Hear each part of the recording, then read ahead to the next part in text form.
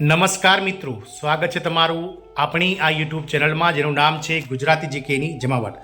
તો રાજ્ય સરકાર હોય કે કેન્દ્ર સરકારના જે કર્મચારીઓ કે જેઓ હાલમાં રાજ્ય સરકાર અને કેન્દ્ર સરકારોના વિવિધ વિભાગોમાં કાર્યરત છે તેવા હાલમાં કાર્યરત કર્મચારીઓને સુપ્રીમ કોર્ટમાંથી મોટો ઝટકારૂપ સમાચાર બહાર પાડવામાં આવ્યો છે। સુપ્રીમ કોર્ટ દ્વારા ગતરોજ કર્મચારીઓના બઢતીના નિર્ણય એટલે કે પ્રમોશનના નિર્ણયને લઈ અને એક મહત્વપૂર્ણ ચુકાદો સરકારી કર્મચારીઓ માટે સુપ્રીમ કોર્ટમાં આપવામાં આવ્યો છે। આથી મિત્રો આ કર્મચારીઓ માટે આજે સુપ્રીમ કોર્ટનો જે ચુકાદો છે તે ચોક્કસથી ઝટકારૂપ હોઈ શકે છે। જાણીએ આજના વિડીયોમાં વિગતવાર કે નોકરીમાં સમયાંતરે મળતા પ્રમોશનનો જે અધિકાર છે તેને લઈ અને સુપ્રીમ કોર્ટ દ્વારા શું ચુકાદો આપવામાં આવ્યો છે અને આ ચુકાદાથી દેશભરના હાલમાં કાર્યરત કરોડો કર્મચારીઓને કેમ ઝટકો લાગી શકે છે તેના વિશે આજના વિડીયોમાં વિગતવાર ચર્ચા કરીશું। તો વિડીયોના અંત સુધી આપ બન્યા રહો। જો આપ અમારી ચેનલમાં પહેલીવાર વિડીયો જોતા હોય, નવા સબસ્ક્રાઇબર હોય તો ચેનલને લાઇક શેર અને સબસ્ક્રાઇબ કરી બાજુમાં રહેલું બેલ આઇકોન દબાવવાનું ભૂલશો નહીં। તો સરકારી કર્મચારીઓ માટે મોટા ઝટકારૂપ સમાચાર છે। સુપ્રીમ કોર્ટનો સુપ્રીમ નિર્ણય બહાર આવી ગયો છે। હવે નોકરીમાં પ્રમોશનનો અધિકાર તો સુપ્રીમ કોર્ટ સરકારી કર્મચારીઓના સારા સમાચાર આપી રહી છે। મિત્રો આપ સૌને જણાવી દઈએ કે જો તમે પણ સરકારી કર્મચારી છો તો આ સમાચાર તમારા માટે ખૂબ જ મહત્વપૂર્ણ છે। ખરેખર અમે તમને જણાવી દઈએ કે સુપ્રીમ કોર્ટે સરકારી સેવાના પ્રમોશનના અધિકાર અંગે એક મોટો અને ઐતિહાસિક નિર્ણય આપ્યો છે, જેના કારણે સરકારી કર્મચારીઓને મોટો ઝટકો લાગ્યો છે।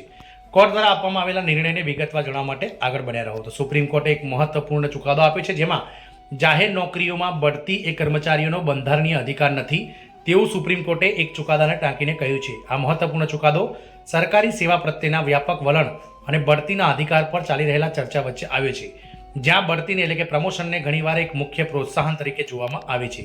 સુપ્રીમ કોર્ટ સરકારી કર્મચારીઓના સમાચારની વાત કરીએ તો સુપ્રીમ કોર્ટે કહ્યું છે કે બંધારણમાં પ્રમોશન માટે કોઈ માપદંડોનો ઉલ્લેખ નથી, તેથી સરકારી કર્મચારીઓ સેવામાં પ્રમોશનનો દાવો બિલકુલ કરી શકતા નથી। સુપ્રીમ કોર્ટે એવું પણ કહ્યું છે કે કારોબારી પોતાના વિવેક બુદ્ધિ મુજબ પ્રમોશન અંગે નિયમો બનાવી શકે છે।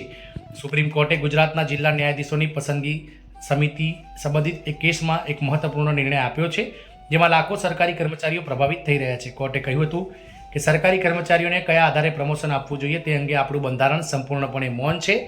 આ નિર્ણય સરકારી સેવામાં પ્રમોશનના અધિકાર અંગે નવી ચર્ચાને જન્મ આપી શકે છે। સુપ્રીમ કોર્ટે સ્પષ્ટ કર્યું છે કે પ્રમોશનનો અધિકાર મૂળભૂત અધિકાર નથી। સુપ્રીમ કોર્ટે પોતાના નિર્ણયમાં વધુમાં જણાવ્યું હતું કે વિધાનસભા અને કારોબારી પ્રમોશનલ પોસ્ટની જરૂરિયાતને ધ્યાનમાં રાખીને નિયમો બનાવવા માટે સંપૂર્ણપણે સ્વતંત્ર છે।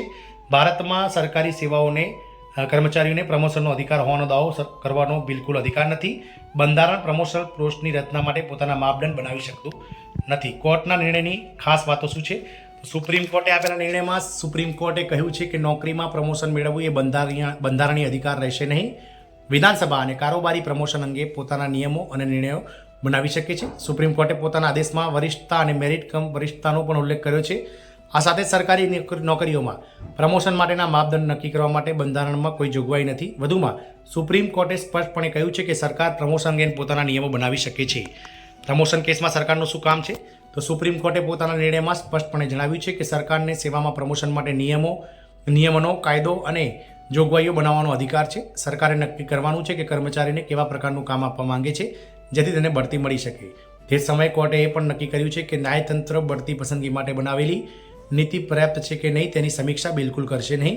જોકે બંધારણની કલમ 16 હેઠળ કોઈ નિયમનું ઉલ્લંઘન થઈ રહ્યું છે કે નહીં તે ધ્યાનમાં લઈ શકાય છે। સરકારી સેવામાં બઢતીની બે રસ્તા છે।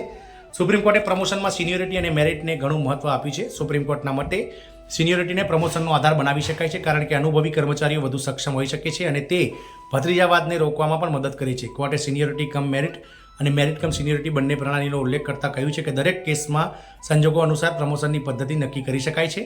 આ કોઈ કઠિન નિયમ નથી। સુપ્રીમ કોર્ટ દ્વારા આપવામાં આવેલા આ નિર્ણય પછી સરકારી કર્મચારીઓને ચોક્કસ આંચકો લાગી શકે છે। આમ સુપ્રીમ કોર્ટ દ્વારા જે કર્મચારીઓના બદલી અને બઢતી અને પ્રમોશનને લઈ અને મિત્રો મહત્વપૂર્ણ ચુકાદો આપવામાં આવ્યો છે, જેમાં સુપ્રીમ કોર્ટ દ્વારા સ્પષ્ટ કરવામાં આવી છે। જય હિન્દ, અસ્તુ।